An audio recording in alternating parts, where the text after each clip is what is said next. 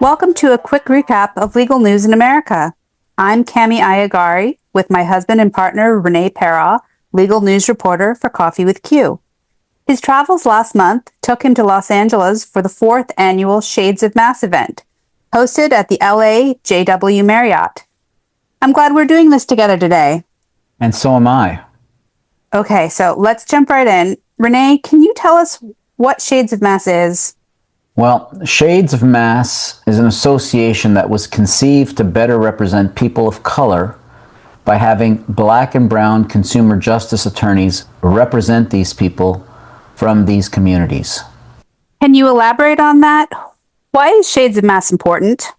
Shades of Mass is important because black and brown communities have historically borne the brunt of corporate misconduct, have experienced faulty products and been injured, as well as being exposed to environmental hazards. So for example, issues like hair relaxer, which was a product conceived and ended up being laced with toxic and potentially deadly chemicals, for the most part, was marketed to communities of color. In many NEC baby formula cases, premature babies who came from brown and black, lower socioeconomic families were given baby formula as a vital source of nutrition in the ICU. Altadena, a large multicultural community where the fire insurance litigation has disproportionately impacted Hispanic, Black, and Asian people, yet the Black and brown legal representation for these and other major cases is alarmingly low, thus creating a significant cultural imbalance in the courtroom. This lack of diversity means that those most affected by corporate wrongdoing often lack a strong voice in the legal system.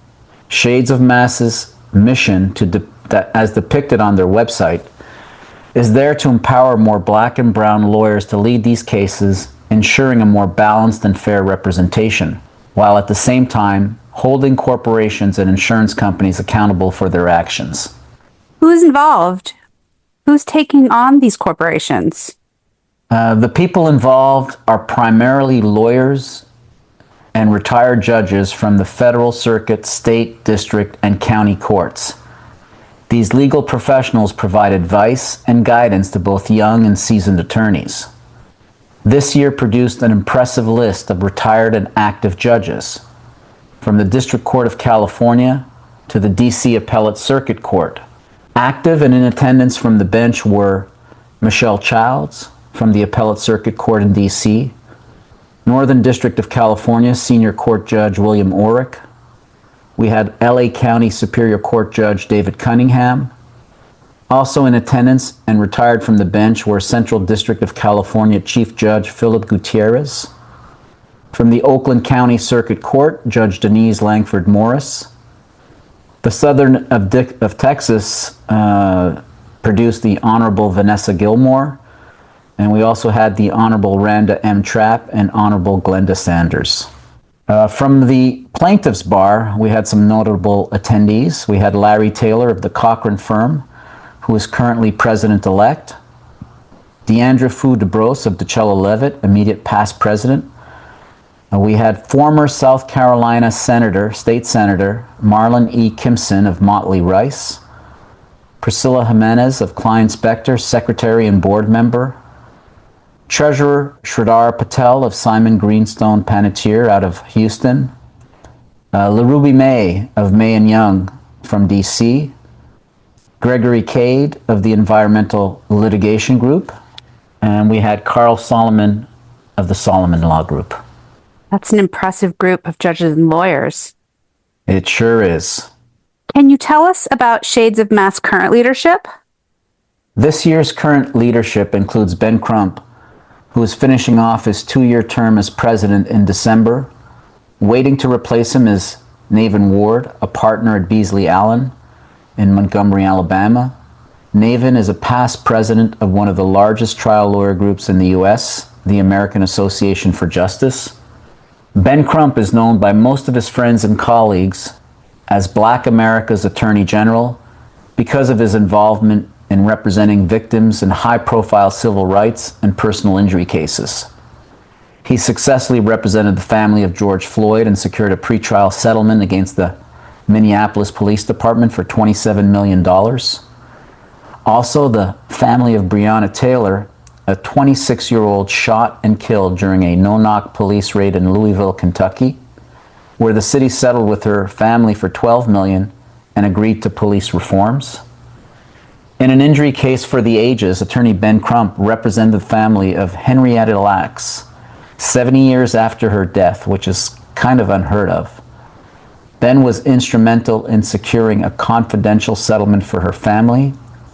The legal action was against a biochemical company that had illegally acquired cervical cells harvested by Johns Hopkins Hospital.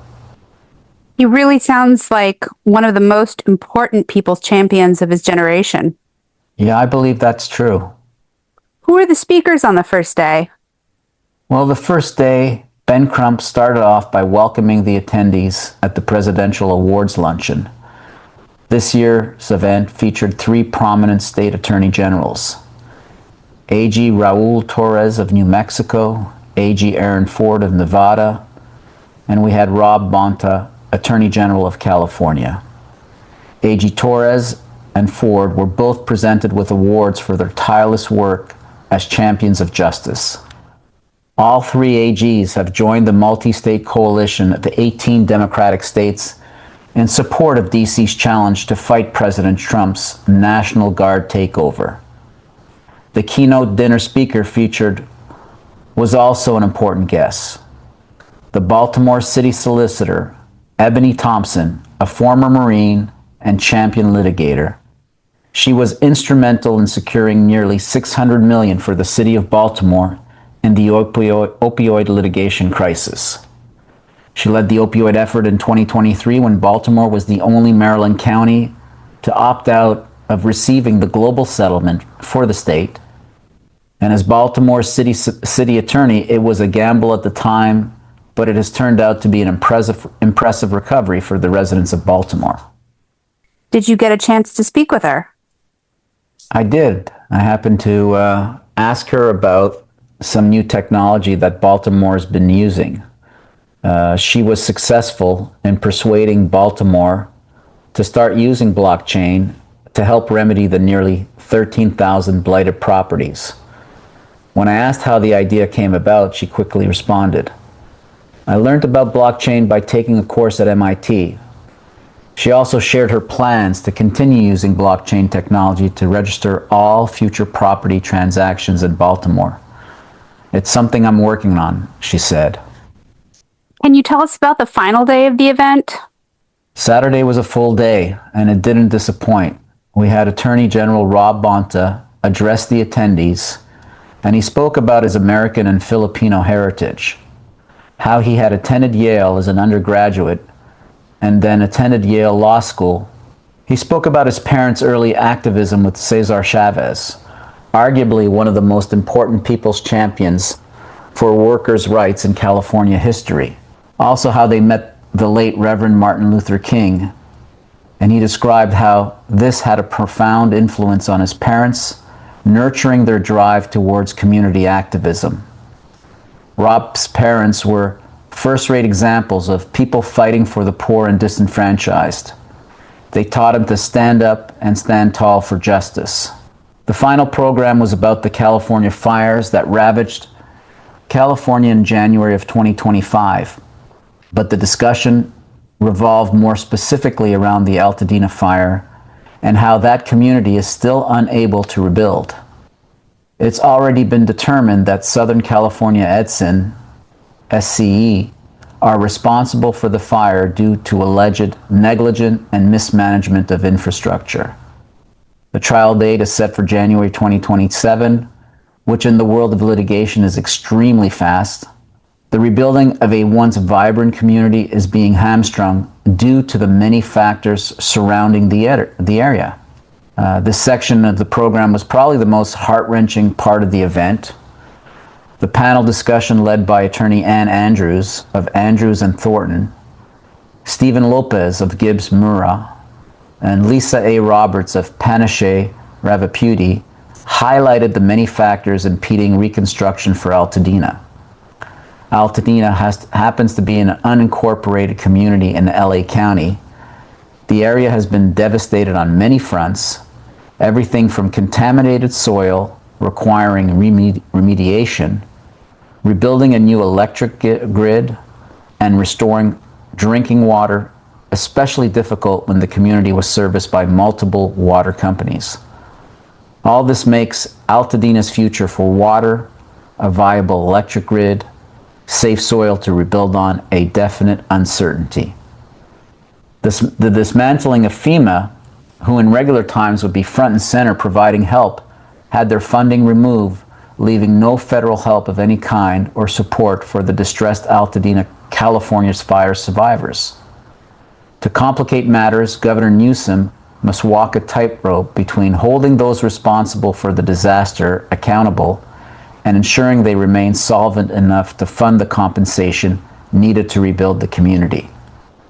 Altadena is just one area with close to 10,000 homes destroyed, still waiting nearly 10 months later for someone or something to come to their rescue. It's so horrible. I'm glad there are people trying to help, even though these are such complex problems. Thank you for sharing with me what people go through when they are displaced, injured, and disenfranchised. As a woman of color myself, I feel better knowing there is a team of lawyers fighting for Black and Brown communities. If anyone wants to learn more about Shades of Mass and the work they do, you can go to shadesofmass.org. Thank you for joining us today. Rene will shortly be off to another event, and I hope you come back to join us to learn more about the civil justice system in America.